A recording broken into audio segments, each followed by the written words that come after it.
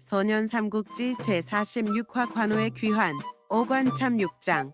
유비가 북방의 원소에게 몸을 의탁하며 또다시 방랑의 길을 걷고 있을 무렵 허도수두에는 여전히 그의 형제 관우가 남아 있었습니다. 조조는 관우를 곁에 두고 그의 충성심을 얻기 위해 극진히 대접했죠. 3일이 다르게 잔치를 열어주었을 뿐만 아니라 훌륭한 비단옷과 황금이 가득한 저택을 선물했습니다. 심지어 적토마까지 주며 관우의 마음을 사려 했죠. 하지만 관우의 마음은 흔들리지 않았습니다. 그의 충심은 오직 유비만을 향해 있었으니까요. 조조가 주는 모든 선물도 극진한 대우도 관우에게는 아무런 의미가 없었습니다. 그는 오로지 유비가 어디에 있는지, 어떻게 하면 그를 찾아갈 수 있을지만을 생각했습니다. 관우는 조조에게 매번 저는 유비 형님께 죽음을 맹세했습니다. 형님께 합류하는 그날까지 조조 승상께는 잠시 몸을 의탁할 뿐입니다. 만약 형님의 소식을 듣게 된다면 저는 천리 길이라도 마다하지 않고 달려갈 것입니다. 라고 분명히 말했습니다. 조조는 이런 관우의 강직함에 감탄하면서도 한편으로는 안타까움을 느꼈습니다. 유비의 행방을 알게 된 관우. 그러던 어느 날 오랫동안 기다리던 소식이 관우에게 전해졌습니다. 조조의 감신망을 피해 은밀히 보내진 유비의 편지였죠. 편지에는 유비가 연암에서 조조에게 패하고 북방의 원소에게 몸을 의탁하고 있다는 내용이 담겨 있었습니다. 편지를 받아든 관우의 눈은 이글거렸습니다. 오랜 기다림 끝에 드디어 형님의 행방을 알게 된 것입니다. 그는 지체할 틈 없이 조조를 찾아갔습니다. 승상 유비 형님의 소식을 들었습니다. 이제 저는 형님께로 돌아가야 합니다. 조조는 관우의 말을 듣고 깊은 한숨을 쉬었습니다. 현덕공은 나의 오랜 숙적 원소에게 의탁했다 들었다. 어찌 그에게로 간단 말인가? 승상께서 저에게 베풀어 주신 은혜는 하늘과 같습니다. 하지만 저는 이미 형님께 충성을 맹세했습니다. 이제 그 약속을 지킬 때입니다. 관우의 결심은 확고했습니다. 조조는 차마 관우를 붙잡을 수 없었습니다. 그는 관우의 의리를 존중했기에 결국 마음속으로는 그의 떠남을 허락했습니다. 그러나 그의 휘하 장수들은 달랐습니다. 승상 관우는 적에게로 가는 것입니다. 절대로 보내서는 안 됩니다. 당장 붙잡아 처형해야 합니다. 장요 이전 등 여러 장수들이 격렬하게 반대했습니다. 하지만 조조는 고개를 저었습니다. 내가 관우를 강제로 붙잡는다면 그는 죽음을 택할 것이다. 의를 아는 자를 어찌 막을 수 있겠는가? 그가 비록 나의 적이 될지라도 나는 그의 의리를 존중할 것이다. 길을 열어주어라. 5관 참6장 관우 5관문을 돌파하다 조조의 허락을 받았지만 관우의 앞길은 순탄치 않았습니다. 허도를 떠나 원소가 있는 북방으로 가기 위해서는 조조의 영토를 지나야 했고 그 길목에는 수많은 관문과 장수들이 있었습니다. 이들은 조조의 명령을 받지 못했거나 관우의 이탈을 막기 위해 제멋대로 길을 가로막았습니다. 관우는 유비에게 속히 가고자 하는 마음에 조조에게서 받은 통행증도 없이 홀로 적토마를 타고 길을 떠났습니다. 그의 곁에는 유비의 두 부인, 간부인과 미부인이 탄 마차가 따랐을 뿐이었습니다. 첫 번째 관문인 동령관 동링관에 도착하자 관문직이 공수콩슈가 관우의 길을 막았었습니다.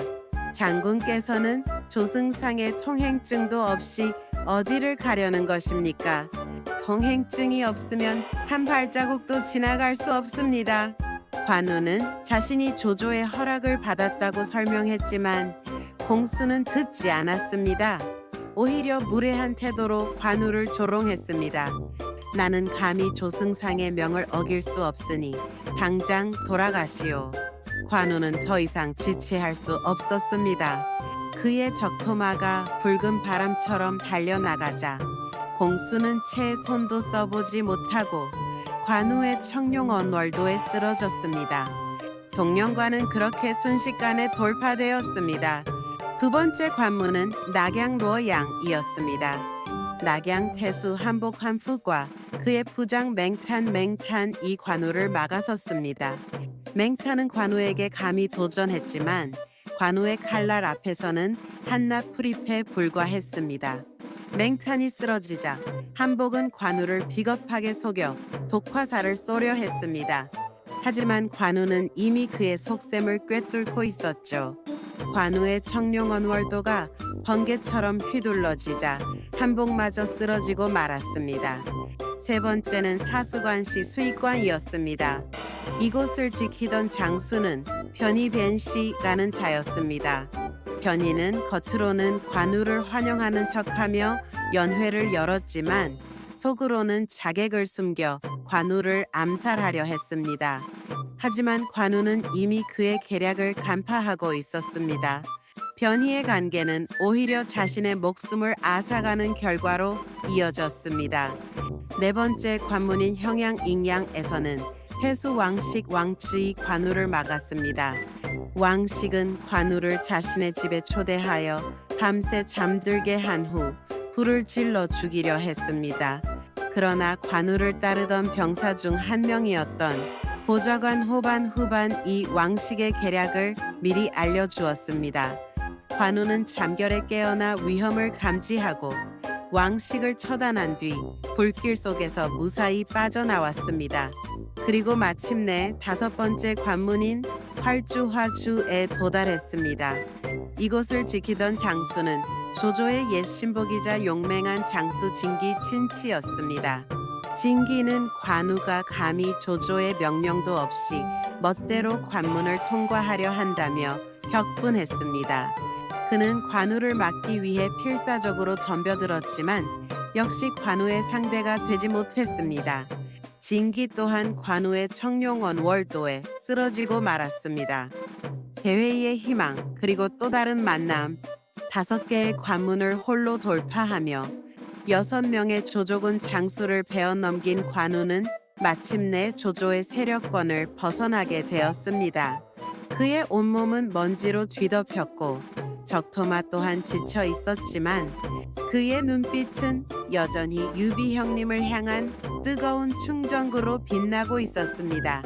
관우의 오관참육장 소식은 천하를 발칵 뒤집어 놓았습니다.